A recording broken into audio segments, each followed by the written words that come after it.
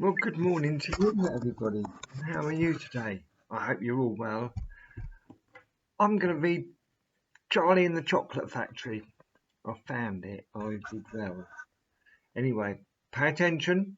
I shall read this only once. Right. The first chapter is called Here Comes Charlie. These two very old people are the father and mother of Mr. Bucket. Yes, that's right, Bucket, Mr. Bucket. Their names are Grandpa Joe and Grandma Josephine. And these two very old people are the father and mother of Mrs. Bucket. Their names are Grandpa George and Grandpa Georgina. This is Mr. Bucket. By the way, you can't see these pictures, so you'll just have to guess. This is Mr. Bucket, and that's Mrs. Bucket. Mr. and Mrs. Bucket have a small boy. A weeny tiny little small boy. And his name is Charlie. How do you do? And how do you do? And how do you do again? He is pleased to meet us. The whole family is pleased to meet us. The six. That's Charlie and his mum and both sets of grandparents. That's quite a lot living in a little house. And they all live together in it is only a little small wooden house on the edge of a great big town. The house wasn't really large enough for so many people, and life was extremely uncomfortable for them all. There were only 2 rooms in the place altogether, and there was only one bed. The bed was given to the 4 old grandparents because they were so old and tired. They were so tired that they never got out of bed. Grandpa Joe and Grandpa Josephine on one side, and Grandpa George and Grandpa Georgina on the other side. Mr. and Mrs. Bucket and little Charlie Bucket slept in the other room on a mattress on the floor. I've got to turn the page. In the summertime, this wasn't too bad, but in the winter, it was freezing cold and drafts blew across the floor all night long, and it was awful. There wasn't any question of them being able to buy a better house or even one more bed to sleep in. They were far too poor from that.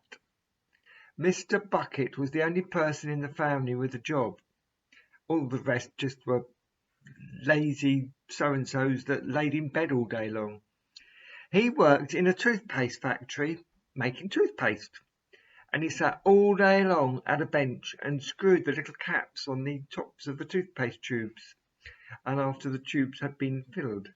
But a toothpaste cap screwer, that's his job title by the way, is not paid much money.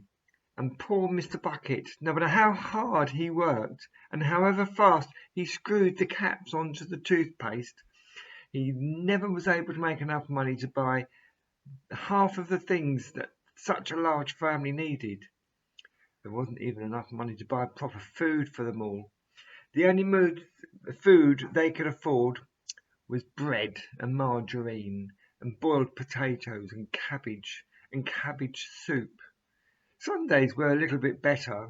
They all looked forward to Sundays because then, although they had exactly the same, they were allowed a second helping. Double cabbage. We all like double cabbage, don't we? The Buckets, of course, didn't starve. But every one of them, the 2 old grandfathers and the 2 old grandmothers, Charlie's father, Charlie's mother, and Charlie himself, went about from morning till night with a horrible feeling in their tummies. They never had chocolate or donuts or cake. Anyway, they didn't even have crisps. Charlie felt the worst of it all because he was only little.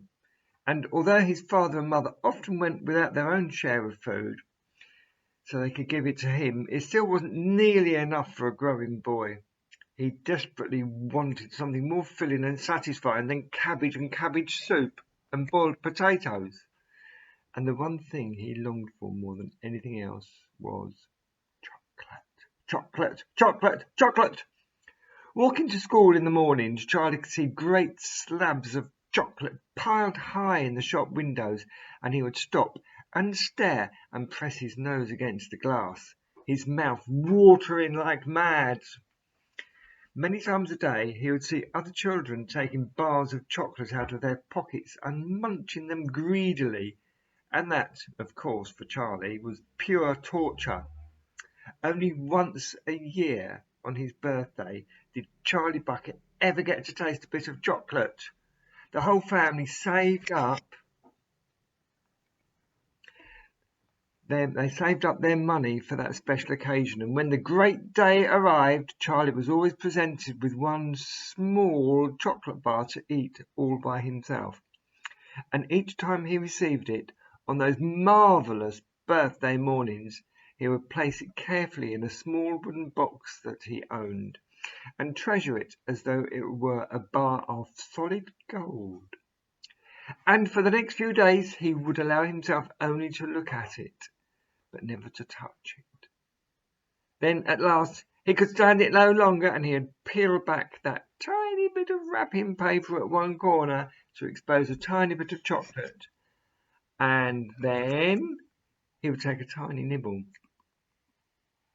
just enough to allow the lovely sweet taste to spread out over his tongue. And the next day he would take another tiny little nibble. And so on and on and on in this way, until Charlie could make his bar of chocolate last him for a month. Could you imagine that? A bar of chocolate sat there and it doesn't get finished for a whole month. I can't. I'd eat it all in one go, as I know you would do. Anyway, he would make his bar of chocolate last a month. But I haven't told you yet about the one awful thing that tortured little Charlie, the chocolate lover, more than anything else. This thing for him was far, far worse than seeing slabs of chocolate in the shop windows or watching other children munch bars of creamy chocolate right in front of him. It was the most terrible, torturing thing you could imagine, and it was this. In the town itself, actually within sight of the house in which Charlie lived, there was an enormous chocolate factory. Could you imagine that?